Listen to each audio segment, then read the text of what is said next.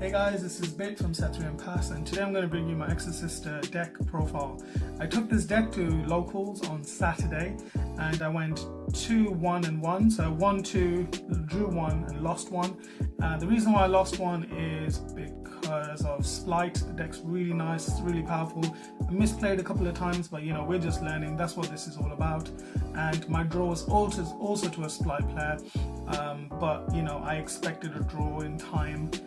Because people are learning combos. It was really nice to see people trying a variety of decks, even though Power of the Elements were on, there weren't that many people playing Splites and Tier Elements. I think I saw 3 Splite players and 1 Tier Elements player.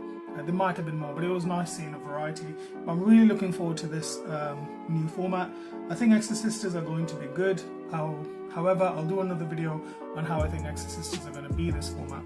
Anyway, with that all out of the way, remember to like, subscribe and comment. I would like to hear your comments on this deck. If you've got a better build, do post it up.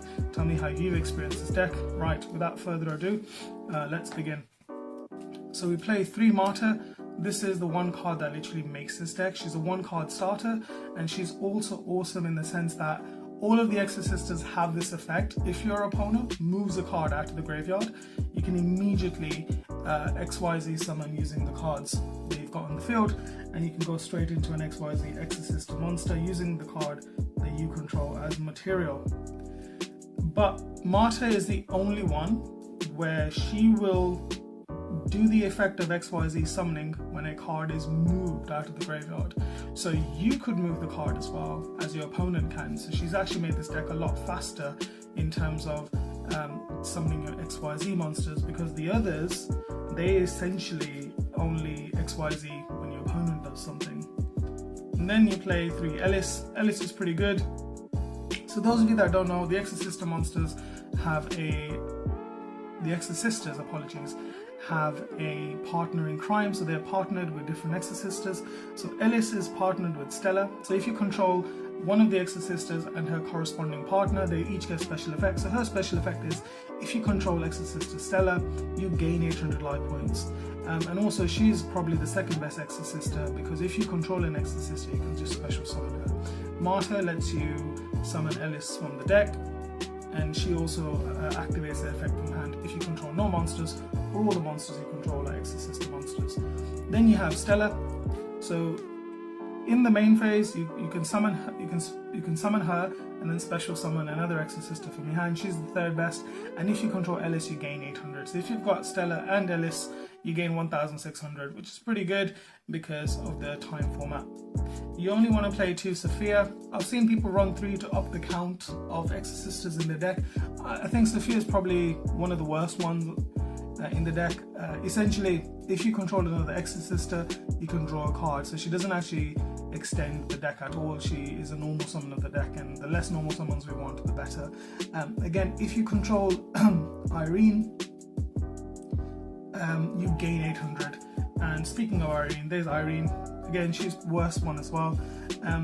Essentially, if you control Sophia, you gain 800. And if you have an EXOSISTER monster, you can place 1 EXOSISTER card from your hand to the bottom of the deck and draw a card, and Sophia just gains you a card. So those are the monsters. And now for the spell. The best spell in the deck, I believe, is EXOSISTER Packs. Allows you to add an EXOSISTER card from your deck, except itself. You also have to pay 800, and it's only during the main phase, so you can't really do it in the standby, which kind of sucks, but you know, that's the cost. And then you can special summon whatever monster you add. You can special summon it if the EXOSISTER mentioned in the card is on the field or in the graveyard. So for example, say if let's say if Stella is in your graveyard, she's gone, you add Ellis, and because Stella's in the graveyard, you can special summon Ellis straight away using Pax's effect, which is really, really good. And you can do that with Sophia, Irene, and Stella, and Ellis, and I think Martyr as well, because Martyr mentions Ellis, so you can probably get that her as well. And then for the last spell, I play 1 Armament. Armament is basically to force an XYZ summon. So you pay 800, target one Exosister monster you control, special one Exosister with a different name from the cards you control by using the target as material, and it's counted as an XYZ summon. And you can only activate this during your opponent's turn unless your opponent controls something special summoned from the graveyard. So this is really good in this meta because the Splight combo goes into Toad and they get Toad back from the graveyard, so this is always live, which is great.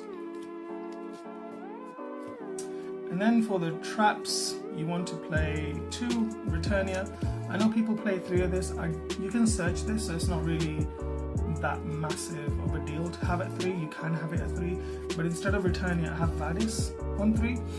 What Vadis does is you essentially pay 800, choose an Exosister monster from your deck, and then take one other Exosister monster that is mentioned on that card. So you can only summon them as partners, and then you shuffle them at the end of the turn. However, you usually play Vadis on your opponent's turn when they do something with the graveyard, and that will give you free XYZ summons. Just remember, this locks you into Exosister monsters for the rest of the turn.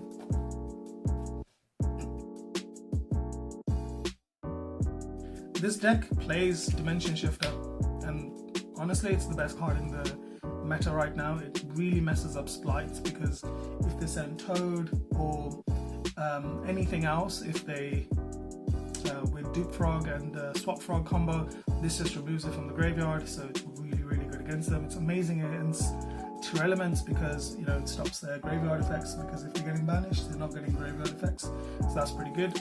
Play 3 Ash, generic, 3 DD Crow, this to hit Ronin Totem, to hit Totally Awesome, to hit tier element stuff, and 3 Imperm. The other thing is this deck can play a high hand trap count, because the actual Exosister package that I'm playing at is only 21 cards, so you've got 19 cards to sort of play around with, and this is a 40 card deck. And I play 3 Dark Wheel or more. This is just needed, this format. I think everyone's going to be playing this in the main, no longer in the side, and the reason is mainly because of Splight. Splight set up like a very hard to break board, so this is a really good card that can just stop their board right there. Play 3 Pot of Prosperity to dig in for consistency, and the 1 Call By. So remember, Call By can also trigger Martyr, so you want to hold your Call By so it benefits you as well, this format. The deck's not really that tight, it is flexible. I'm playing 2 ofs of a lot of cards, mainly because I run Prosperity, so that's why I'm playing 2 ofs many of the cards. Let's go through them. So I play 2 Asophiel. Her on summon effect is basically no other player can activate card effects in the graveyard, so you get this with your XYZ monster, so you can get it with Vadis, and then essentially it turns off 2 elements for that turn, aka the Abyss Dweller. Caspatel, she on summon effect, you cannot special summon monsters from the graveyard for the rest of the turn, and you can detach one, you can add an Exosister from your deck to your hand, so this is usually to get you a follow-up. Asophiel is also a sort of a bounce, so you can detach 1 card from here and bounce one of their monsters, so it's good to get rid of things like tower monsters, not the unaffected tower monsters, I meant stuff like the Despia card, Mirror Jade, that's the one. I played 2 Gabrine, I might have mispronounced this. Now essentially Gabrine is your Imperm, you target one of your opponent's monsters when she's special summoned and negates the effect till the end of the turn, but also you can detach 1 from her and all your XYZ monsters gain 800 attacks, so she's when you want to go for the OTK. So the best XYZ sister, or the second best one I believe, is Michaelis. Michaelis or Michaelis. When she is XYZ summoned, quick effect, you target 1 card your opponent controls in the graveyard or the field and banish it. And also you detach 1 from her to add an Exosister spell or trap from your hand. And Magnifica. Magnifica is awesome. Not only does she attack twice, but also once per turn you can detach 1 material from the card, banish one card your opponent controls. So I believe that's non-targeting because it says that you don't need to target, so it's a non-targeting banish. And when your opponent activates a card effect, essentially you return one EXOSISTER monster that's used for her as material back to the extra deck, and then you special summon the EXOSISTER monster back. So essentially the gimmick with this deck is you always have Magnifica ready to banish, and then you swap Magnifica from Achilles and you get another banish. So that's like 2 banishes that you can potentially do. And then the spots in the deck that are not EXOSISTER, 1 Baguska. If I'm playing against Despia, I'm literally doing this for turn 1, just putting Baguska on the board and just waiting for them to do things, because Baguska does stall them a lot, so that lets me dig in for things, because this deck does lose to Despia if they just get the Masquerade out, you know, because you're paying 800 anyway, and then you'd have to pay an extra 600 per turn. And then I play Constella Omega and Constella Patami, can't pronounce this, apologies, M7, and these two I'm only using them to go into a Zeus, and there's your Zeus over there, so you go into a 4 material Zeus, so you summon this with your 2 light monsters, and then you slap this on top of it, and then you attack or do whatever it is that you want, and then you can just put a Zeus, so you've got 4 material Zeus. And actually, in all fairness, their effects are not that bad, because you can use Ptolemy M7 to detach a material and return a monster in the field or in the graveyard back to the hand, so you know there is use for it.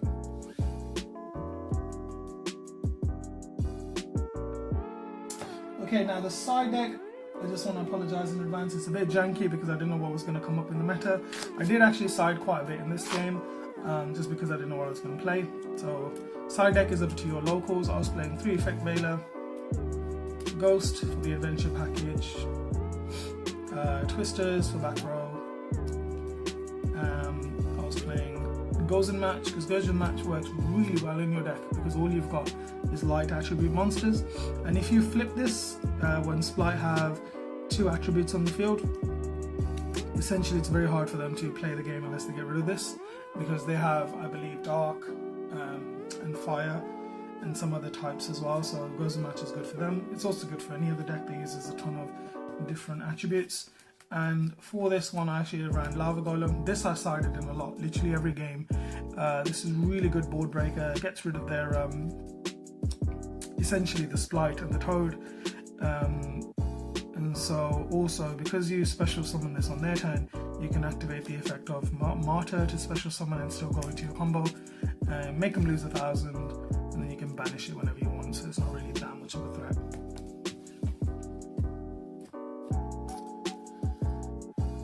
Right guys, I hope you enjoyed that deck profile. Leave a comment in the comment section below if you want to see a combo video with this deck. I'm more than happy to do one. And yeah, thank you for watching. My name is Bit, to be continued.